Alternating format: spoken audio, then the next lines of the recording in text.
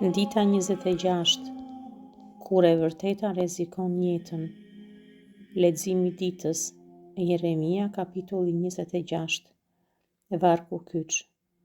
Por nëse më vrisni, dijeni me siguri se do të sillni gjak të pafajshëm mbi veten tuaj, mbi këtë qytet dhe mbi banorët e tij.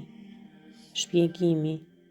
Në këtë kapitull Zoti i jep Jeremisë një mesazh shumë të drejtë për popullin.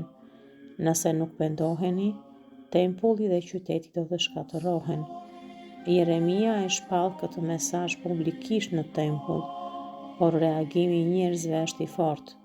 Priftërinjtë dhe profetët kërkojnë vdekjen e tij. Populli zemërohet kundër tij, sepse e vërteta nuk ishte ajo që donin të dëgjonin. Jeremia nuk tërhiqet. Ai thot me guxim: "Bëni me mua çfarë të doni, por unë kam folur fjalën e Zotit." Në fund, disa udhëheqëse se mbrojnë dhe ai shpëton. Ky kapitull na tregon: të thuash të vërtetën mund të kushtojë shumë, por të heshtësh është edhe më e rrezikshme. Lutu me mua. Lutja e reflektimit. O Zot, më jep guxim të qëndroj për të vërtetën, edhe kur është e vështirë. Mos më lejo të kem frikë nga njerëzit më shumë se nga ty.